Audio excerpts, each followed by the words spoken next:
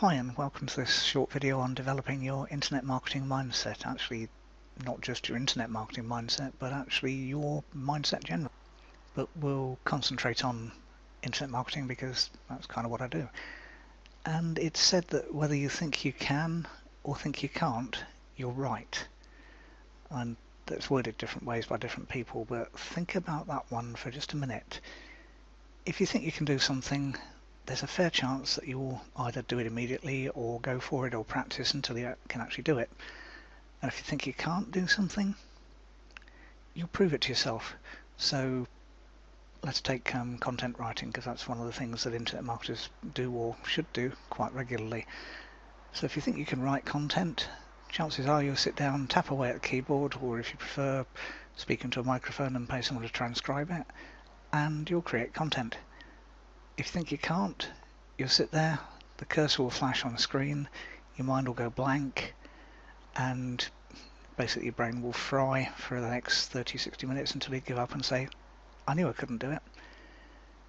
So that's part of the mindset. It really is. Very often it's just a simple, it's almost as though you're on a seesaw, and if the person at the other end is slightly heavier than you, then you're up in the air and nothing's happening. If you're slightly heavier, then your end of the seesaw is touching, your feet are touching the ground, and you're in control.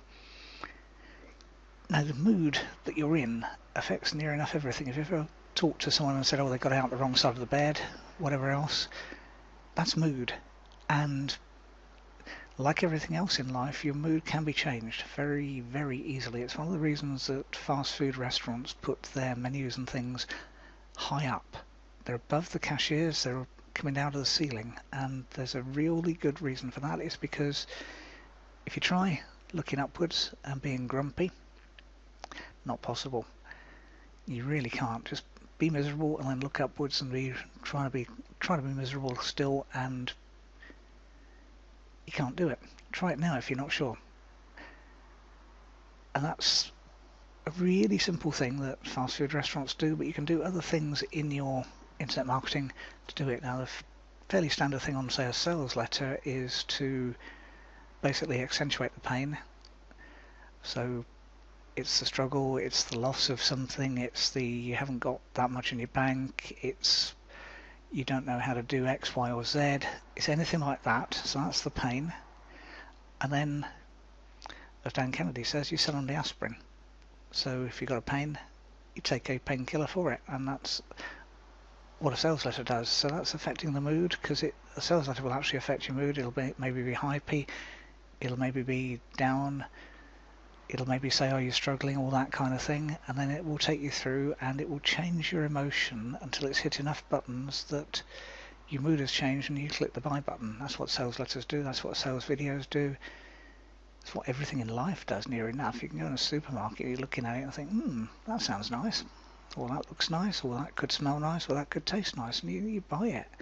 Even if it wasn't on your shopping list, and that's why some people shop with lists, because they find they spend less. Don't take the offers. But mood affects absolutely everything you touch, and you can change your mood. Sometimes you can change it easily, sometimes less easily. If you've been grumpy for the last day, week, month, if as soon as you walk into the room your own personal thunderstorm takes over and brings everyone else down, that's not something you want to encourage in yourself. But you can change your mood, and there are lots and lots of different ways of doing that. As I said, the one fast food restaurants do is that you don't have to do that. You can do as Ted Nicholas, copywriter, does. You can look up at the ceiling and go, yes, yes, yes, at the top of your voice, and that works really easily. One of the things that telephone salespeople are taught is to smile, because that comes across in your voice. Yeah, something as simple as smiling can change your mood. Also, telephone salespeople are taught to clench their fists because it brings out more authority, and stand up as well, because again, that comes out in your voice. That's weird, isn't it? But that's changing your mood. It's changing your mindset. Because mood and mindset are kind of inextricably linked, and very, very easily, if you're gloomy, everything's going to look either too difficult, too complicated, or it's never going to work. If you're upbeat about things, if your mindset is happy, smiley, happy, clappy almost. But if it's upbeat, things will be easier, better. You can even just tell yourself, oh, this one's going to be easy. And you'll either prove yourself right or wrong. But chances are, if you've set out with a mindset of it's going to be easy, then it probably will be. Next up is develop some what I call break state methods that will work for you. And breaking state is, you do it all the time. You're asleep, then you wake up. So you've broken state, you've changed state. You're standing rather than sitting down, that's changed your state. You're smiling rather than grumpy, that's changed your state. But what I like to do is have some really quick methods that work near enough every time. I'll go for a 5 or 10 minute walk to break state, and I'll tell myself I'm going to break my state. And your state is whatever state your mind is currently in. So if it's mopey and groany and whatever else, tell yourself I'm going to go brisk walk, blow the cobwebs away. Chances are that'll happen because that's what your mind thinks is going to happen. And our minds are actually quite well trained to follow orders. So either do something like that. Maybe some people, the Ted Nicholas one was stare up at the ceiling, shout yes, yes, yes. Even just a coffee break. So you just get some more caffeine inside your system, so that'll change your state because caffeine affects your state. Obviously don't do that too often, otherwise you'll end up not being able to sleep, and that's difficult. But if your mind races on, find a way to stop it in its tracks. Dan Kennedy again actually visualizes a calculator, and you know they've all got a C button for clear. He presses that in his mind, and that breaks his state. If you can develop that, fantastic. I mean, there are hypnosis and that kind of things out there that will help you do that, but you don't need to invest in anything apart from yourself. Just tell yourself, I'm going to change. I'm going to change from being okay about something to being wow, almost too wow, but that's okay. You can change the state, you can tweak it, you can adjust it, you can make it louder and brighter and bigger and bolder, or you can turn it down slightly. Very much like when you're a child and you sat in front of the TV about 3 inches away from the screen and it filled in all your field of vision. The picture was absolutely huge. It was a big enough screen as it was because you were only a toddler, but sat in front of it, it's maybe 2 or 3 times your height and it's big, and you can imagine that in your mind. You don't have to imagine it such that it's completely physically there. That would possibly get you locked up, but you can certainly get a sense of it, and you can then use that. You can turn the volume up as you did as a child, you can turn the colours up as you did as a child. Not as easy to do on today's digital TVs, but it's still doable. But you can do it in your mind very, very easily, and that'll help changing your mindset. And the other thing with internet marketing, as long with anything else, is keep going. Even when your mindset says to back off, I mean, sometimes it's right, sometimes it's, yeah, you've tried that a million times, it didn't work any of those, isn't it about time to stop? But equally, if you were, say, Thomas Edison with the renowned, whatever it was, 10,000 different ways to not be able to make a light bulb, sometimes keeping going is the best way of doing it.